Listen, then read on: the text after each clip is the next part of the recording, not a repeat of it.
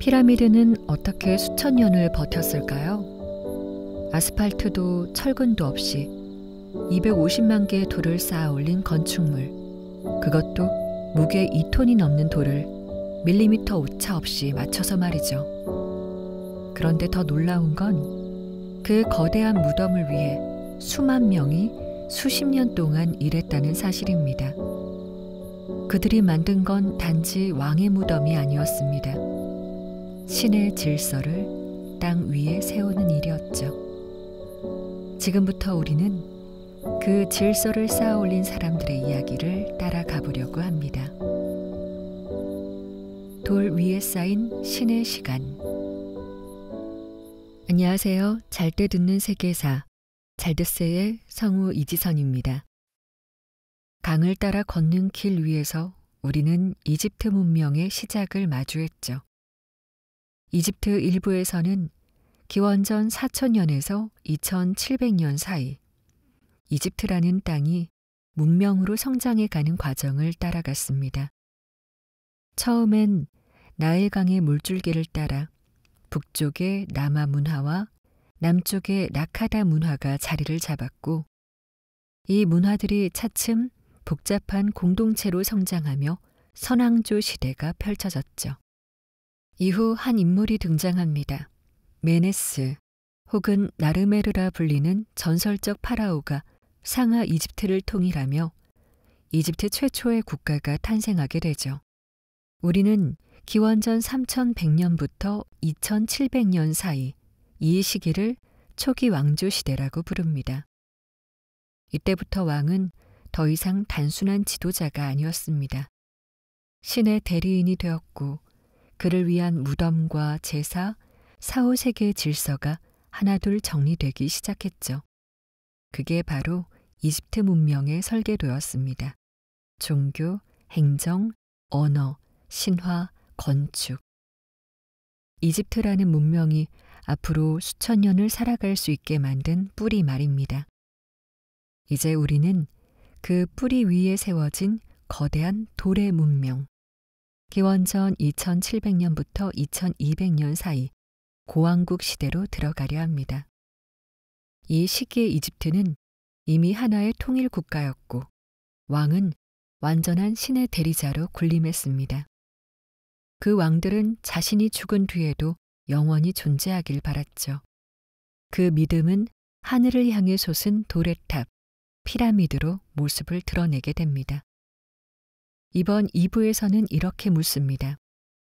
이집트인들은 왜 그렇게 거대한 무덤을 만들었을까? 그들은 어떻게 수십만 개의 돌을 옮기고 쌓을 수 있었을까? 그 돌 속에는 어떤 믿음과 상징이 담겨 있었을까? 우리는 그 답을 찾기 위해 다음과 같은 이야기를 따라가 보려고 합니다. 하늘로 향한 계단, 피라미드가 탄생하게 된 배경, 죽은 자가 저승을 여행할 수 있게 만든 안내서, 사자에서, 무덤의 구조에 담긴 또 하나의 우주관, 그리고 그 모든 것을 가능하게 했던 기술, 노동, 조직, 도시들. 피라미드는 단순한 무덤이 아닙니다. 그 안에는 이집트인의 삶과 죽음, 영혼과 시간, 그리고 신이라는 관념이 응축되어 있죠. 이제 우리는 그 거대한 구조물 안으로 들어가 돌과 신앙, 기술과 영혼이 맞닿아 있는 고왕국의 세계로 발을 디뎌보려 합니다. 제3왕조의 문을 열다. 돌로 나라를 세운 시대. 기원전 27세기. 이집트는 새로운 국면에 접어듭니다.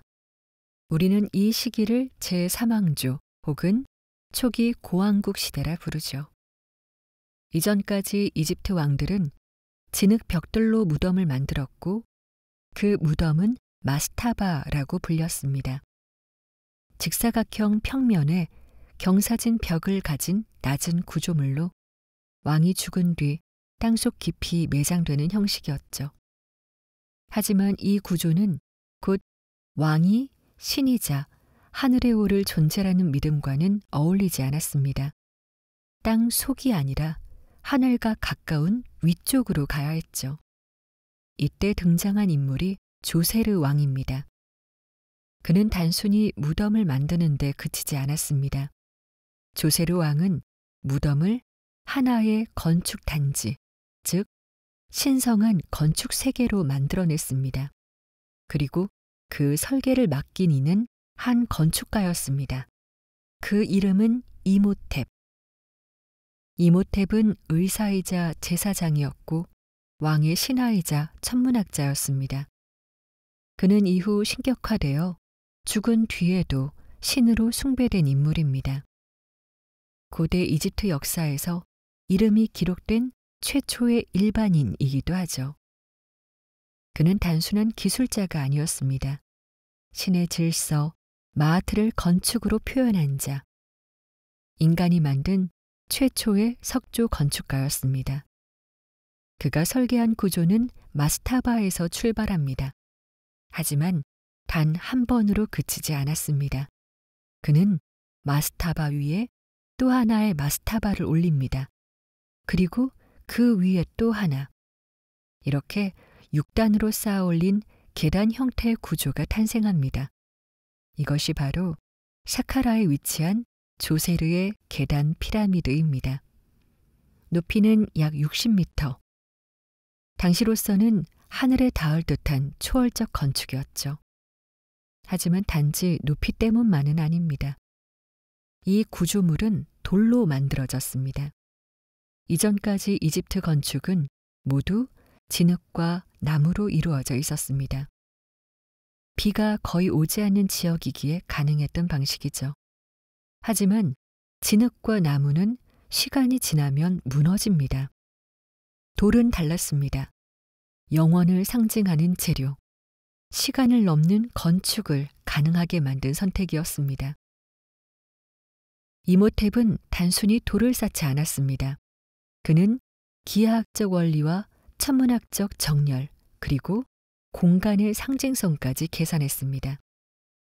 피라미드를 중심으로 거대한 석회암 담장이 단지를 감싸고 있었고 그 안에는 제레의 정원이, 거대한 기둥 회랑이, 그리고 조세르의 조각상이 들어있는 폐쇄된 공간이었습니다. 마치 하나의 도시처럼 구성된 이 공간은 왕을 위한, 아니 신을 위한 신성한 건축의 우주였습니다. 여기서 중요한 변화가 하나 더 있습니다. 바로 신전과 무덤의 경계가 무너졌다는 점입니다. 조세르 이전까지 왕의 무덤은 조용한 장소였습니다. 죽음을 기리는 공간이었고 사후세계를 준비하는 곳이었죠. 하지만 조세르와 이모텝이 만든 이 구조는 달랐습니다.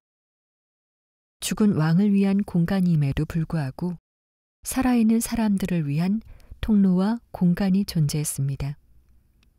왕이 죽은 뒤에도 그 존재가 여전히 세상에 영향력을 미친다는 믿음. 왕은 죽은 뒤에도 하늘의 질서를 유지하는 존재. 그 믿음을 건축으로 표현한 것입니다. 이곳에서는 매년 제례가 열렸습니다. 왕이 생전에 했던 제사를 사후에도 계속 이어갔습니다. 왕은 죽었지만 왕의 이름은 살아남았습니다. 왕의 이름을 부르는 제사, 왕을 위한 음식, 왕 앞에서 펼쳐지는 의식들. 이 모든 것이 이 구조 안에서 반복되었고 그 반복 속에서 왕은 영원히 살아있는 존재로 남았습니다. 피라미드 안에는 정말 왕이 있었을까요? 조세르 왕의 미라는 지금까지도 발견되지 않았습니다. 그의 유해가 석회암 벽 너머 어딘가에 잠들어 있을지조차 알 수 없죠. 하지만 어쩌면 그가 이 세상에 남기고 싶었던 것은 시신이 아니라 건축 그 자체였는지도 모릅니다. 돌로 만든 기도, 시간을 건너는 권위. 조세르와 그의 설계자 이모텝은 함께 죽음이 아닌 질서를 설계했습니다. 무너짐 없이 남아 신의 질서를 증명해줄 구조를요. 그리고 그 구조 안에는 한 가지 더 놓치지 말아야 할 핵심이 숨겨져 있습니다. 죽음 이후에도 몸을 남겨야 한다는 믿음. 이제 우리는 또 하나의 질문을 마주하게 됩니다. 이집트인들은 왜 죽은 몸을 버리지 않았을까? 그토록 정성스럽게 미이라를 만들었던 이유는 무엇이었을까? 이제 다음 이야기는 영혼의 귀환을 기다리는 육체의 시간, 미이라에 대한 이야기입니다. 미이라, 육체를 남겨야 하는 이유. 왜 육체를 남기려 했을까? 이집트인에게 죽음은 끝이 아니었습니다. 삶의 다른 단계, 즉 영원한 삶으로의 진입이었죠. 그런데 그 문을 열기 위해 반드시 필요한 것이 있었습니다. 바로 육체였습니다. 고대 이집트인들은 사람의 존재를 하나의 몸과 하나의 영혼으로 보지 않았습니다. 그들은 사람을 여러 구성 요소로 이해했죠. 그 중에서도 중요한 개념이 카와 바였습니다. 카는 생명력입니다. 사람이 태어날 때 신이 불어넣는 에너지, 살아 숨쉬게 만드는 힘이 바로 카였죠. 그리고 바는 개성, 성격, 그리고 이동하는 영혼을 의미했습니다. 바는 죽은 뒤에도 무덤을 드나들며 살아있는 사람과 교류할 수 있다고 여겨졌습니다. 그런데 이 두 존재가 죽은 뒤에도 제대로 기능하려면 돌아올 집이 필요했습니다. 그 집이 바로 보존된 육체였습니다. 몸이 썩고 흩어지면 카와 바는 방황하게 된다고 믿었습니다. 다시 하나로 합쳐져 아크, 즉 불멸의 존재로 나아가지 못하게 되는 거죠. 그래서 이들은 신체를 살아있을 때와 거의 같은 상태로 보존해야 했습니다. 그들의 신앙은 단순한 장례 절차를 넘어 몸을 지키고 복원하는 방식으로 발전해 나갔습니다. 미이라는 단순한 관습이 아니라 신과 죽음에 대한 깊은 이해와 두려움의 산물이었습니다.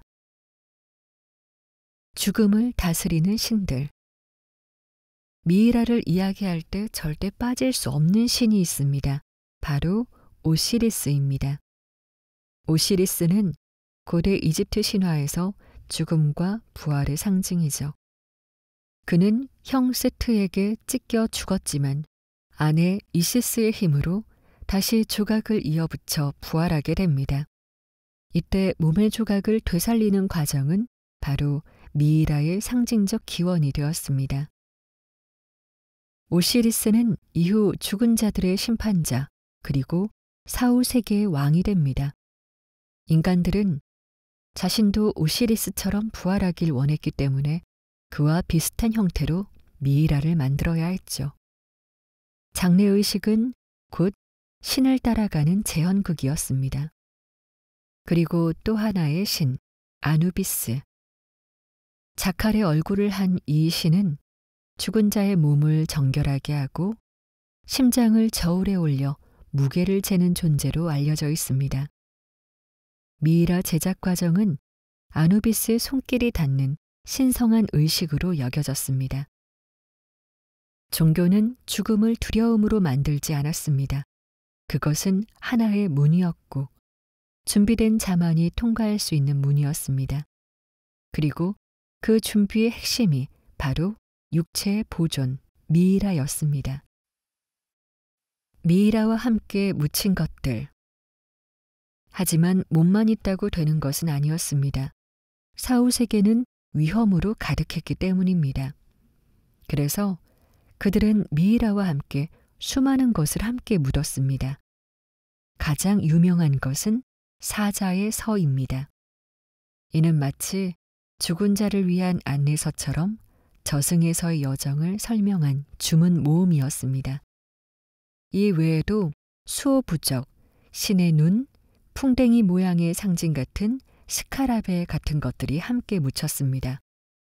어떤 부적은 심장을 지켜주고 어떤 부적은 입을 열어 말을 할 수 있게 해준다고 믿었죠.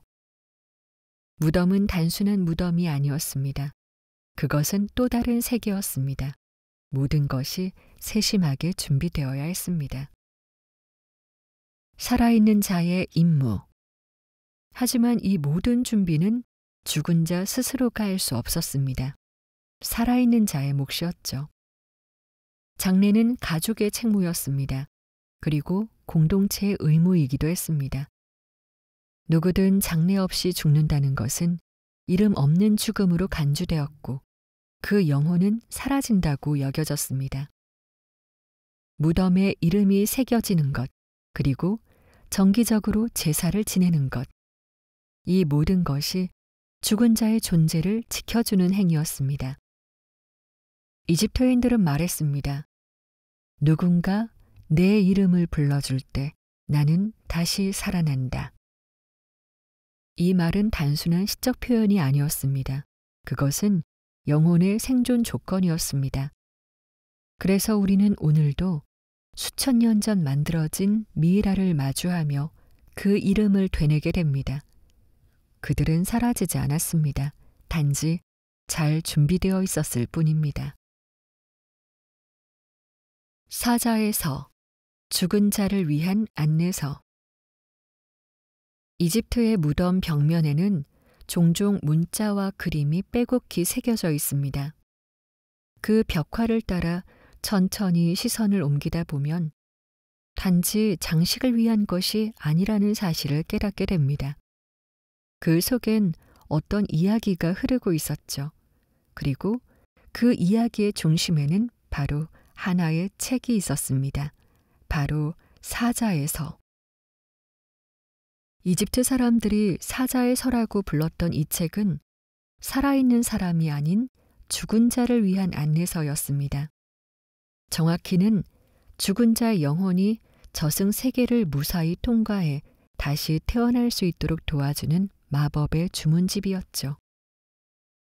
이집트인들에게는 죽음은 끝이 아니었습니다. 오히려 새로운 여행의 시작이었죠. 하지만 그 여행길은 결코 순탄하지 않았습니다. 영혼은 저승, 즉 두아트라 불리는 미지의 세계로 들어갑니다. 두아트는 어둡고 혼란스러운 공간이었습니다.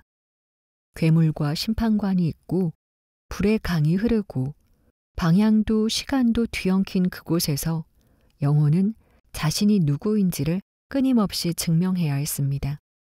그리고 이 여정을 무사히 마쳐야만 재탄생이라는 보상을 받을 수 있었죠. 그렇기에 죽은 자에게는 지식이 필요했습니다. 무엇을 말해야 하는가? 어떻게 행동해야 하는가? 누구에게는 무릎을 꿇고 누구 앞에서는 당당히 나아가야 하는가? 사자의 서는 바로 그 모든 것을 알려주는 저승의 매뉴얼이었습니다. 그럼 이 책에는 무엇이 담겨 있었을까요? 사자의 서는 하나의 고정된 책이 아닙니다. 정해진 목차가 있는 책도 아니었습니다. 개인의 상황과 지위에 따라 주문이 골라졌고 순서도 달라졌습니다. 하지만 대부분 공통적으로 들어가는 주문이 있었습니다. 가장 유명한 주문은 바로 125번째 주문. 심장의 무게를 재는 장면에서 쓰이는 문장입니다. 나는 살인하지 않았다. 나는 도둑질하지 않았다. 나는 신들의 음식을 탐하지 않았다. 이것은 단순한 변명이 아니었습니다. 진실의 여신 마하트 앞에서 자신의 순수함을 선언하는 의식이었죠. 심장은 진실을 담고 있는 장기였기 때문에 이 무게가 죄의 무게보다 가벼워야 했습니다. 만약 심장이 무거우면 영혼은 괴물 아메밋에게 먹히고 소멸됩니다. 하지만 이 선언을 외운다고 해서 심판을 피할 수는 없습니다. 죽은 자는 실제로 심장을 저울에 올려야 했고 그 옆에서 이누비스가 지켜보며 토트가 기록하며 마하트의 깃털과 비교되는 무게를 기다려야 했습니다. 죽음을 위한 주문, 그리고 생명을 향한 준비. 사자의 서에는 이런 선언뿐 아니라 수많은 마법 주문과 지시문이 포함되어 있었습니다. 예를 들면 저승의 불의 호수를 건널 때 물을 가르며 지나가게 하라. 괴물뱀이 내 길을 막을 때 이 말을 외쳐라. 내 발이 길을 잃지 않도록 땅의 신이 길을 밝혀주게 하라. 어떤 주문은 직접 입으로 외워야 했고 어떤 주문은 미이라와 함께 넣는 부적에 새겨졌습니다.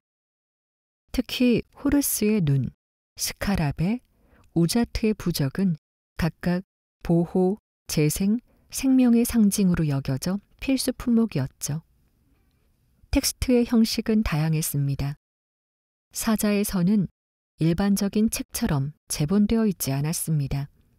길게 이어진 파피루스 두루마리에 쓰이거나 무덤 벽에 새겨졌고 때로는 미이라천에 함께 적혔습니다.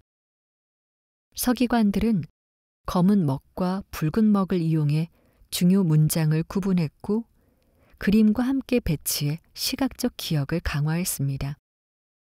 왕과 귀족의 사자의 서는 화려하고 정교했지만 일반 서민도 간소한 형태의 주문을 갖는 경우가 많았습니다. 이처럼 이집트 전역에 걸쳐 사자의 서는 수천 년에 걸쳐 다양하게 복사되고 변형되었지만 그 핵심 메시지는 늘 같았습니다. 죽음은 끝이 아니다. 너는 길을 알고 있다면 다시 돌아올 수 있다. 사자의 서가 남긴 것들. 오늘날 우리가 이 책을 읽으며 놀라는 이유는 단순히 그 정교함 때문만은 아닙니다. 이집트인들이 죽음을 마주하는 방식, 그리고 그것을 문서화하고 시스템화하려 했다는 시도는 인류 역사에서 매우 이례적이고 독창적인 문화적 성취였기 때문입니다. 그들은 단지 죽음을 애도하지 않았습니다. 죽음을 조직하고 설명하고 대비하려 했습니다. 그리고 그 준비의 정점에 바로 이 사자의 서가 있었죠.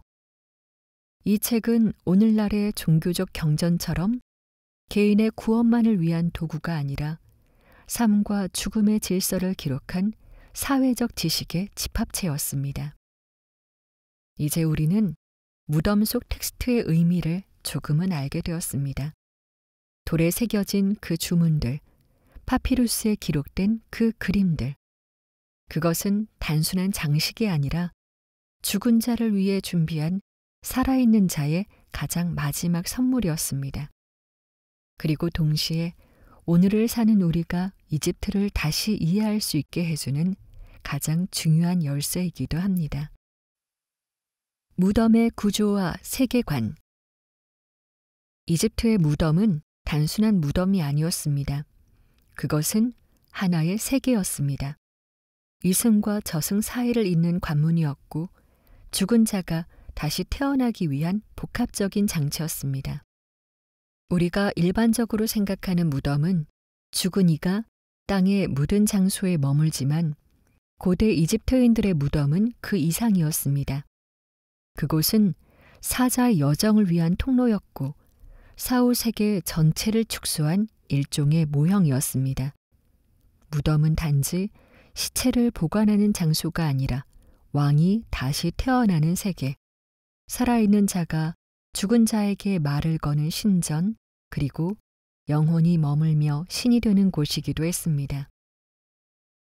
조심스럽게 발을 들여 무덤 안으로 들어가면 어둠과 침묵 속에서도 사람의 손길이 느껴지는 세공들이 눈앞에 펼쳐집니다. 무덤의 벽은 단순한 장식이 아니라 텍스트였습니다. 벽화 하나하나가 주문이었고 경고였으며 지도였습니다. 무덤 입구의 회랑은 대개 완만한 경사를 따라 안쪽으로 들어가며 어둠이 깊어질수록 무덤의 구조도 복잡해집니다. 이는 단순한 건축적 설계가 아니라 의도된 설계였습니다. 신체가 현실에서 점점 멀어지고 저승으로 들어가는 단계를 시각적으로 구현한 것이죠. 가장 안쪽 이른바 매장실은 마치 태초의 암흑처럼 조용하고 차가운 공간입니다. 이곳은 석관이 놓이고 그 안에 미이라가 안치됩니다. 하지만 이 공간은 단순히 죽은 자의 종착지가 아닙니다. 오히려 이곳은 새로운 탄생의 시점입니다. 죽은 자가 오시리스가 되어 되살아나는 상징적인 자리가 바로 이 안쪽의 방이었던 것이죠. 무덤 안에는 방 하나, 통로 하나마다 고유한 의미가 부여되어 있었습니다. 예를 들어 어떤 무덤에서는 사후세계 여정을 그린 벽화가 터널 전체를 따라 이어지기도 합니다. 그 그림들에는 거대한 뱀이 몸을 감고 있고 뒤엉킨 영혼이 고통 속에서 시험을 받고 있으며 신들이 심장을 저울에 올려놓고 진실을 재는 장면이 등장합니다. 이 모든 이미지는 단순한 예술이 아니라 신화이자 철학이었습니다. 벽화 중 가장 자주 등장하는 상징 중 하나는 태양이 배를 타고 하늘과 저승을 항해하는 모습입니다. 이 태양의 항해는 죽은 자의 여정이기도 했습니다. 죽은 자는 태양신 라와 함께 어둠을 건너고 시련을 통과하고 새벽과 함께 부활해야 했습니다. 이런 의미에서 무덤은 곧 신화의 무대이기도 했습니다. 영혼은 단순히 무덤에 머무는 것이 아니라 그 무덤을 무대로 하여 끊임없이 시험을 받고 고통을 이겨내며 신들과 만나는 여정을 계속한다고 믿었습니다. 무덤의 구조는 그 여정의 시나리오였습니다. 예를 들어 통로가 갑자기 방향을 꺾거나 낮아지는 구간은 혼돈의 영역을 상징했습니다. 천장에 별이 새겨진 부분은 밤하늘을 뜻했고 구불구불한 통로는 시험과 전환의 길을 상징했습니다. 무덤 자체가 거대한 사후세계의 지도였던 셈이죠. 무덤 속엔 이렇게 복잡한 건축 구조 외에도 사후세계를 구성하는 다양한 장치들이 있었습니다. 그중 대표적인 것이 카놉식 단지였습니다. 이 단지는 미이라에서 꺼낸 내장을 담기 위한 용기인데 각각이 하늘의 네 신에 의해 보호된다고 여겨졌습니다. 뇌, 간, 폐, 위. 이 같은 장기들이 신의 보호 아래 저승까지 함께 가야 했던 겁니다. 뿐만 아니라 오샤브티라고 불리는 작은 인형들도 함께 묻혔습니다. 이 인형들은 저승에서 사자를 대신해 일을 해주는 하인 같은 존재로 여겨졌죠. 어떤 무덤에는 수십, 수백 개의 오샤브티가 발견되기도 했습니다. 죽어서도 누군가가 일을 대신해 주길 바란 거죠. 한편 무덤 속 구조가 바뀌는 것도 시간의 흐름과 함께 이집트인의 세계관이 변화했음을 보여줍니다.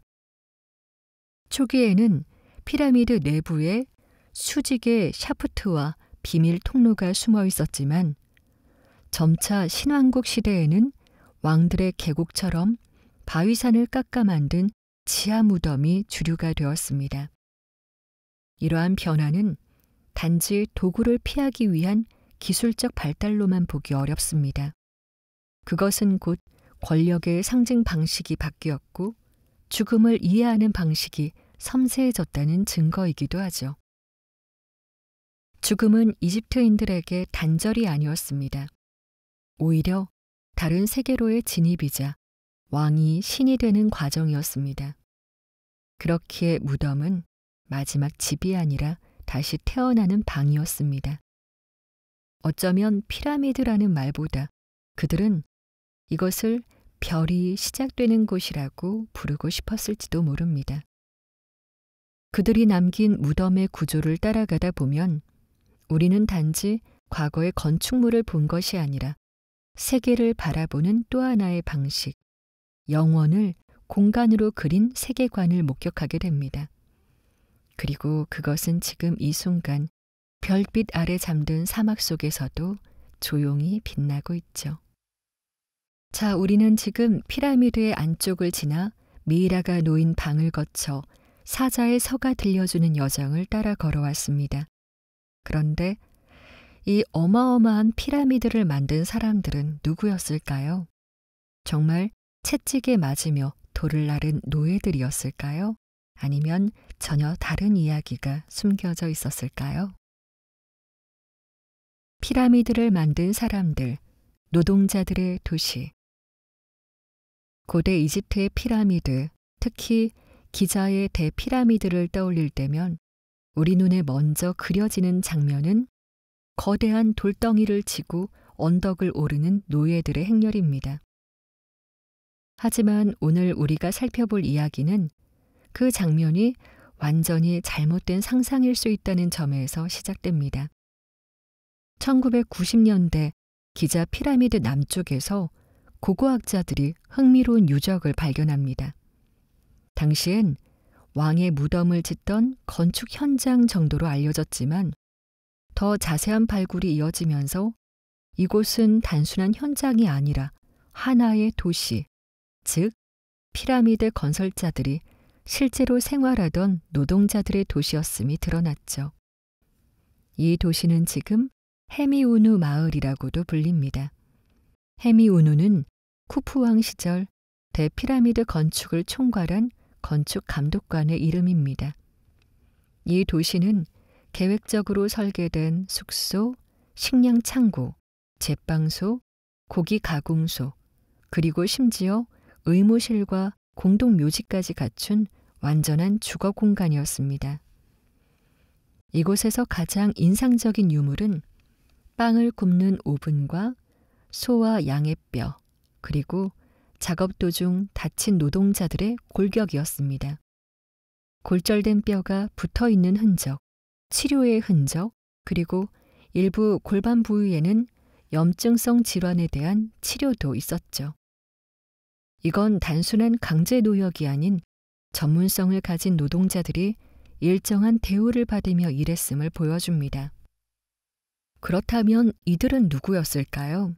노예였을까요? 아니면 숙련된 장인들이었을까요?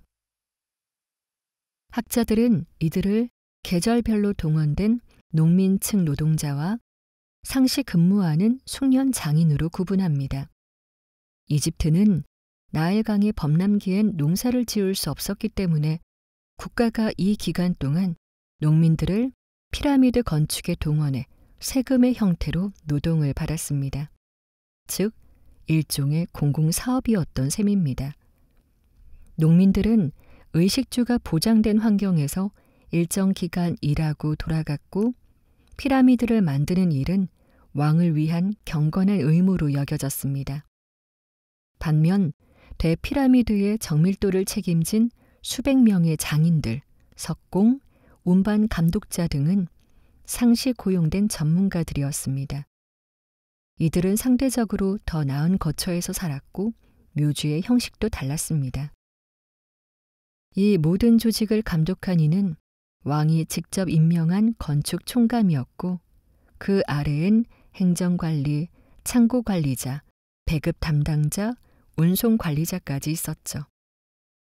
하나의 프로젝트가 아니라 거대한 국책 사업이었습니다. 사실상 고대판 토목국가 혹은 이집트식 산업혁명이라 할 만합니다. 단순히 무거운 돌을 쌓는 것이 아니라 물류, 식량 배급, 인력 운영, 치료, 사망자 매장까지 체계화된 시스템이었습니다.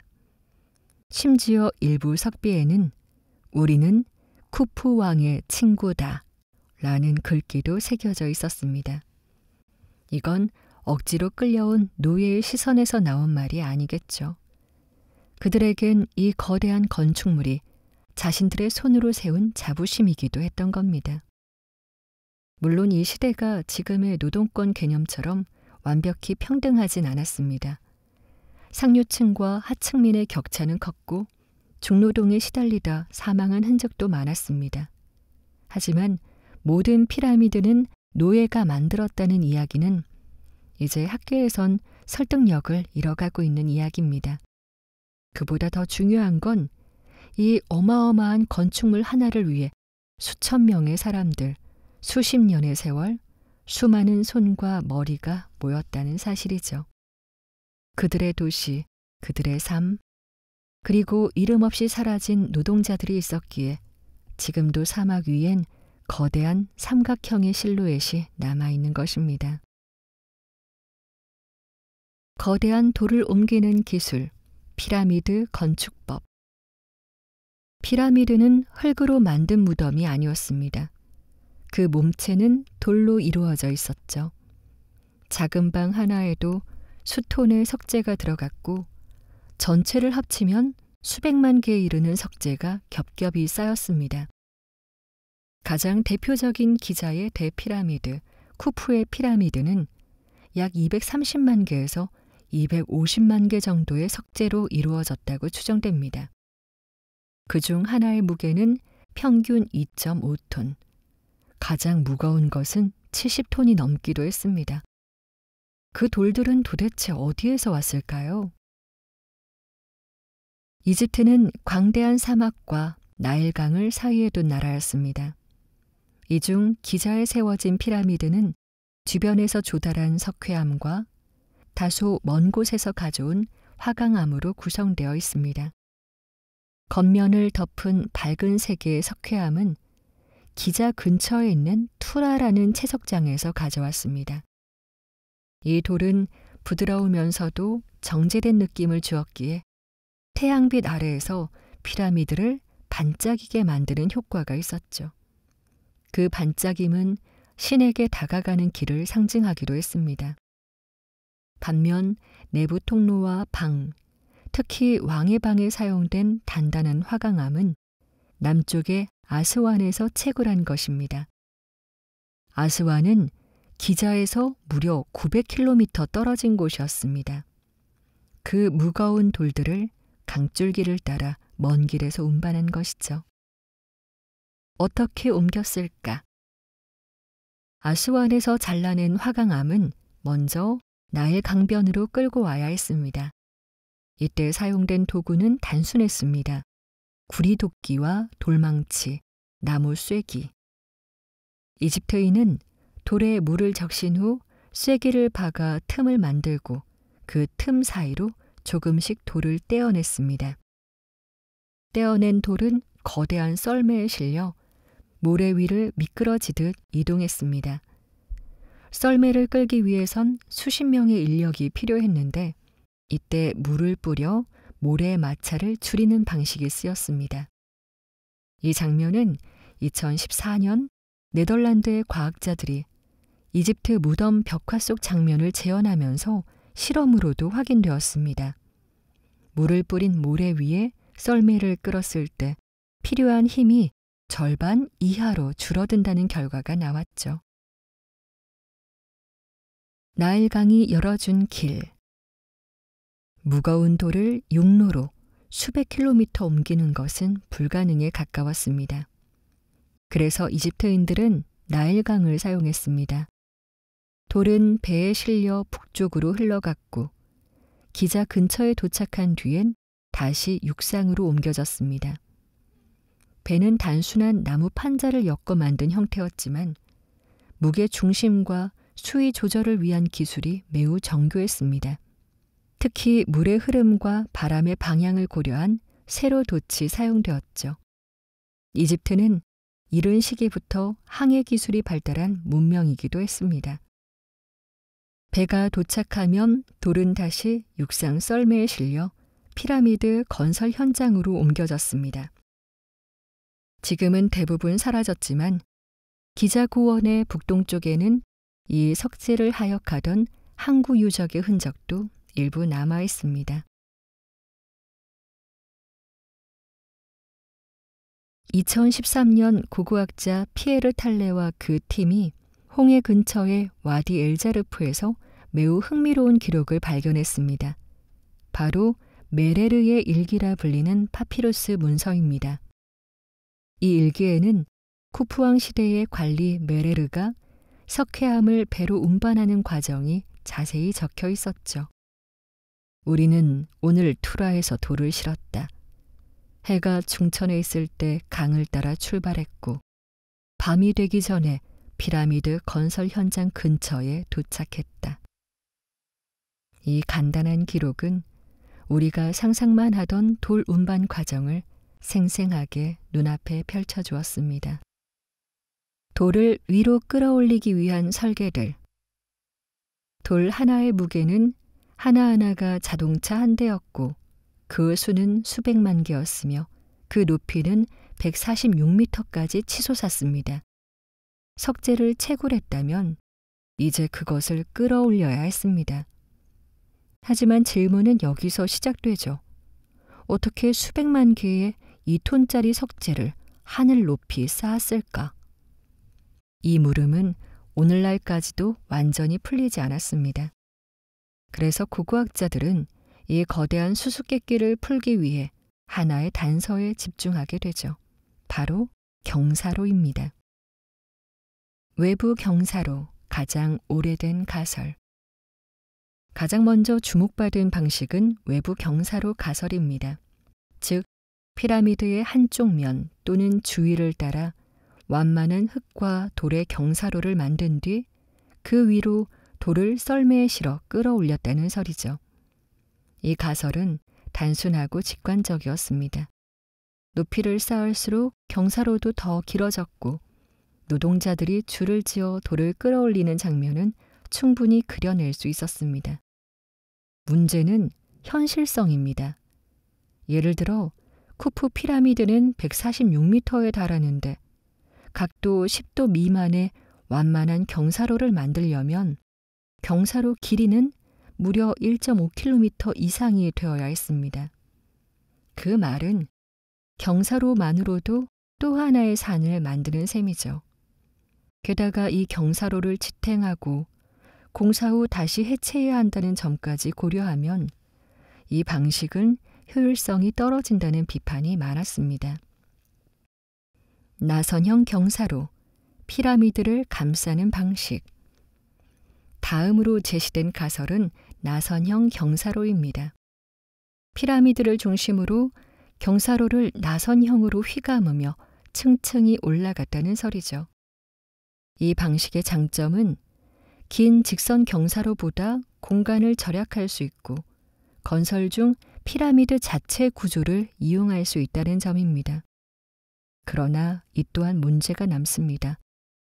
경사로가 피라미드를 둘러싸면 그 내부 공사 상황을 시야에서 가리게 되고 무엇보다도 돌을 쌓아야 할 벽체를 막아버린다는 점이 있습니다.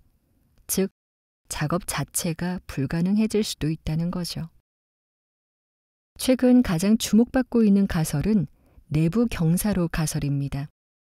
이 이론은 프랑스 건축가 장 피에르 우댕이 제시했죠. 그는 쿠프 피라미드 내부에 Z자 형태의 나선형 경사로가 숨어 있을 것이라고 주장합니다.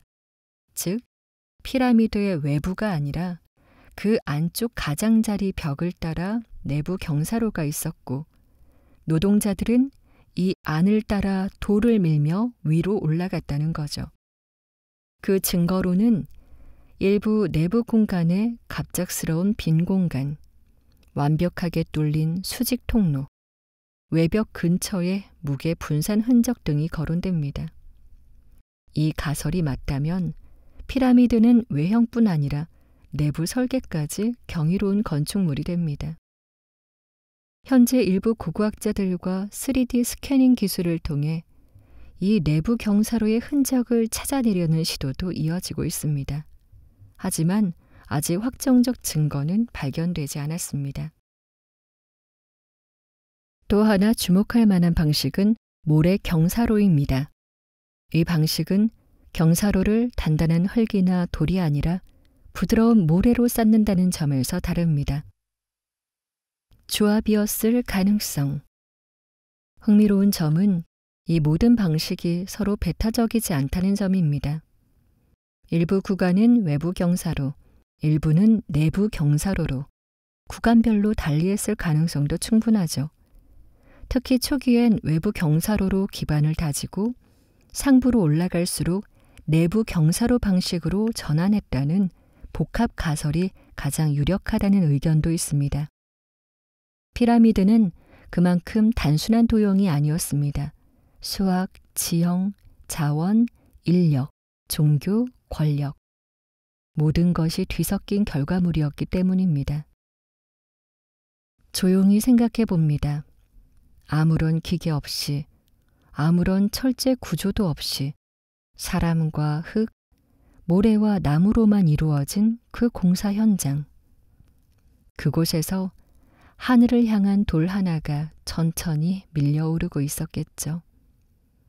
어쩌면 우리가 다 이해하지 못하더라도 그것은 그들에겐 신의 질서를 세우는 일이었을지도 모릅니다.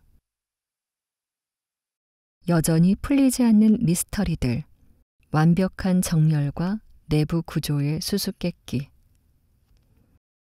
피라미드는 거대한 무덤이었을까 아니면 신성한 기계였을까? 고대 이집트인들이 남긴 이 거대한 구조물 앞에서 오늘날의 우리도 여전히 수수께끼를 품습니다. 우리가 가장 경이롭게 여기는 부분은 단순한 크기가 아닙니다. 정확도입니다. 쿠프왕의 대피라미드는 네 면이 정확히 동서남북을 향합니다. 측정 결과 북쪽 정렬 오차는 불과 0.067도. 수천 년 전 전기도 레이저도 없던 시절에 어떻게 이토록 정확한 방향을 잡을 수 있었을까요? 여기에는 천문학적 지식이 숨어 있습니다. 고대 이집트인들은 별, 특히 북극성 근처를 도는 별의 움직임을 관찰하며 정렬 기준을 잡았다는 학설이 유력합니다. 두 개의 별이 정렬되는 순간을 이용해 북쪽을 찾아냈다는 것이죠. 하지만 이조차도 어떻게 그렇게 정확히 돌을 배치했는가에 대한 완전한 답은 되지 못합니다. 쿠프왕의 피라미드 내부에는 대회랑이라 불리는 길고 경사진 통로가 있습니다. 높이 8.6m, 길이는 약 47m. 그 구조는 너무나도 정교하고 천장부엔 돌이 여러 겹 겹쳐진 아치 구조로 되어 있어 무게를 효과적으로 분산시킵니다. 그런데 최근의 기술로 이 피라미드를 스캔한 결과 비어있는 공간, 소위 말하는 숨겨진 방이 존재할 가능성이 제기되었습니다. 2017년 일본과 프랑스, 이집트의 공동 연구팀은 뮤온이라는 입자를 이용해 피라미드 내부를 스캔했고 대회랑 위쪽에 30m 길이의 비정상적인 공간이 있다는 결과를 발표했습니다. 이 공간은 아직 사람이 들어가 보지 못했고 그 목적도 구조도 정확히 밝혀지지 않았습니다. 무덤의 일부일까요? 혹은 무게를 분산하기 위한 단순한 공간일까요? 정답은 아직 누구도 모릅니다. 하지만 이 미지의 공간은 우리가 알고 있다고 생각한 피라미드에 아직도 밝혀지지 않은 부분이 존재한다는 사실을 다시금 깨닫게 해주었죠. 일부 연구자들은 대피라미드에 황금 비율이 숨어 있다고 주장하기도 합니다. 기저부 길이와 높이의 비율이 또는 피라미드를 반으로 잘랐을 때의 단면 비율이 자연 속 조화를 상징하는 이 황금 비율과 유사하다는 것이죠. 하지만 이건 모든 학자가 동의하는 내용은 아닙니다. 우연의 일치일 수도 있고 후대 사람들이 의미를 부여한 것일 수도 있죠. 그럼에도 불구하고 피라미드는 수학, 천문, 종교, 정치가 모두 결합된 고대 지식의 총합처럼 보입니다. 쿠프왕의 피라미드는 단순한 돌무더기가 아니었습니다. 그 속엔 정확함과 의도, 그리고 아직 풀리지 않은 수수께끼들이 공존하고 있습니다. 삼각형의 비밀, 피라미드의 상징과 우주 질서. 사람들은 종종 묻습니다. 왜 하필 삼각형일까? 수천 년이 지난 지금까지도 그 단순한 형태는 전 세계에서 가장 강렬한 상징 중 하나로 남아 있습니다. 하지만 이집트인들에게 피라미드의 모양은 단순한 구조상의 선택이 아니었습니다. 그건 신들과 우주의 질서를 담아낸 신성한 형상이었죠. 고대 이집트인들은 세상의 모든 것을 마아트라는 질서 속에서 이해하려 했습니다. 마아트는 단순히 질서라는 단어로는 설명할 수 없는 개념이었죠. 그건 곧 세상의 조화였고 신과 인간이 함께 살아가는 방식이었으며 죽음 이후의 세계가 어떻게 작동하는가에 대한 윤리적 원칙이기도 했습니다. 그렇다면 피라미드는 이 마아트를 어떻게 표현했을까요? 기하학적 관점에서 보면 사방에서 완벽히 대칭을 이루는 사각뿔 형태는 영원성과 안정을 상징합니다. 그 내면은 동서남북, 즉 세계의 네 방향을 가리키고 위로 모이는 꼭지점은 태양이 떠오르는 하늘을 향하고 있습니다. 그 정점에서 파라오의 영혼은 신에게 도달할 수 있다고 믿었습니다. 그러니까 피라미드는 땅 위의 존재가 하늘로 오르기 위한 사다리였던 것입니다. 피라미드의 구조는 영혼의 여정을 담고 있고 그 형태는 신의 발자국을 본뜬 것이며 그 정렬은 별의 질서에 맞춰졌습니다. 모든 것이 마아트, 즉 세상의 균형과 연결되어 있었습니다. 그러니 이집트의 피라미드는 지금도 단지 고대 유물로만 머물지 않습니다. 그건 인간이 질서와 의미를 꿈꾸던 그 첫 기억이고 하늘과 땅의 경계를 넘으려 했던 야심의 흔적이며 신과 인간이 같은 방향을 바라보려 했던 설계도입니다. 우리가 지금 밤하늘을 올려다볼 때 수천 년 전의 이집트인들과 같은 자리에 서서 같은 별자리를 보고 있다는 사실. 그것만으로도 피라미드의 의미는 충분히 이어지고 있다고 말할 수 있겠죠.